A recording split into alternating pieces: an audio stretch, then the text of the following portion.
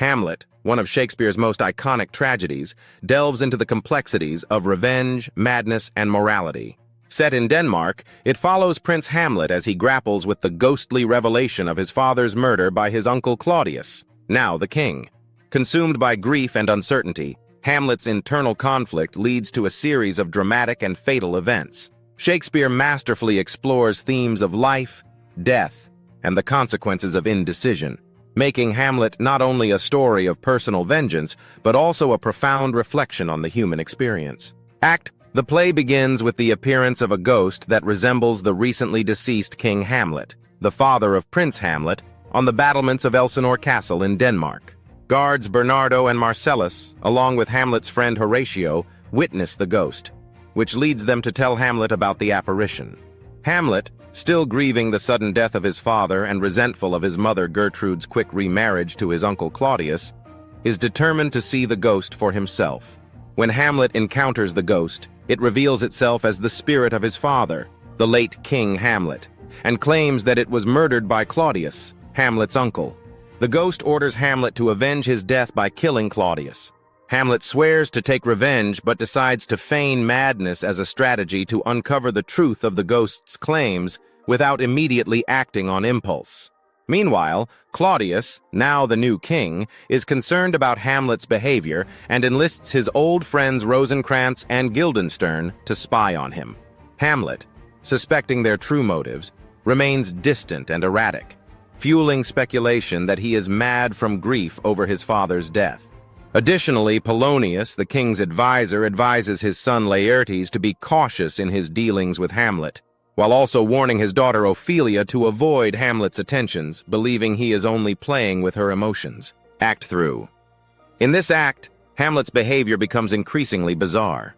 He rejects Ophelia, who is heartbroken, and Polonius interprets this as proof of Hamlet's madness, believing it is caused by Hamlet's love for Ophelia.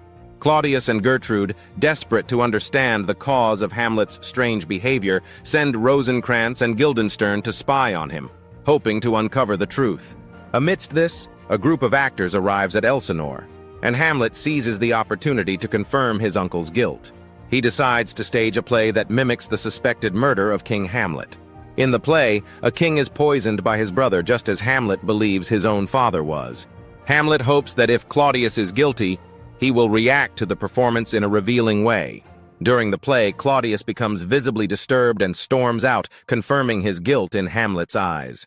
Act free. After confirming Claudius's guilt through the play, Hamlet is ready to confront him, but fate intervenes. Claudius is praying in his private chambers, and Hamlet contemplates killing him on the spot.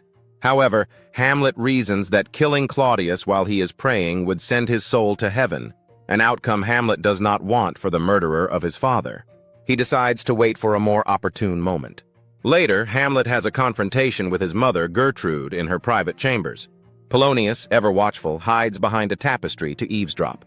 When Hamlet hears a noise from behind the tapestry, he assumes it is Claudius spying on him and stabs through the fabric, killing Polonius. This act of violence only deepens Hamlet's downward spiral. At this moment, the ghost of King Hamlet reappears, urging Hamlet to stop delaying his revenge and to focus on Claudius. Hamlet's erratic behavior, combined with the death of Polonius, sets the stage for even greater turmoil in the kingdom. Act 4. After the murder of Polonius, Claudius becomes fearful for Hamlet's safety and orders that he be sent to England. Claudius, however, secretly arranges for Hamlet to be killed upon his arrival, sending Rosencrantz and Guildenstern to accompany him. Back in Denmark, Ophelia is devastated by her father's death. Consumed by grief, she spirals into madness and drowns, an event that further exacerbates Hamlet's already heavy burden of guilt and remorse. Meanwhile, Laertes, Polonius's son, returns from France to avenge his father's death. Claudius, eager to use Laertes' anger for his own gain, convinces him to challenge Hamlet to a duel. To ensure Hamlet's death, Claudius plans to poison the tip of Laertes' sword and prepare a poisoned cup for Hamlet to drink from. Hamlet returns to Denmark just in time for Ophelia's funeral, where he has an emotional confrontation with Laertes. Act 5. The final act begins with Hamlet and Horatio stumbling upon a graveyard, where they come across the skull of Yorick, a court jester Hamlet knew as a child. Hamlet reflects on the inevitable nature of death and mortality. Soon after, Ophelia's funeral procession arrives and Hamlet learns of her death. Overcome with grief, Hamlet confronts Laertes in a fit of emotion, declaring that he, too, loved Ophelia. The scene transitions to the duel between Hamlet and Laertes. Claudius's plan goes awry. Hamlet first refuses the poisoned wine, but Gertrude unknowingly drinks from it and dies. Laertes wounds Hamlet with the poisoned sword, but during the struggle, they exchange swords, and Hamlet wounds Laertes with his own poisoned blade. As Laertes dies, he reveals that Claudius was behind the plot to kill Hamlet. In his final moments, Hamlet kills Claudius, forcing him to drink from the poisoned cup. As Hamlet dies, he asks Horatio to tell his story and explain the truth to the world. Fortinbras, the Prince of Norway, arrives in Denmark to find the royal family dead. He orders that Hamlet be given a soldier's funeral, recognizing Hamlet's tragic fate.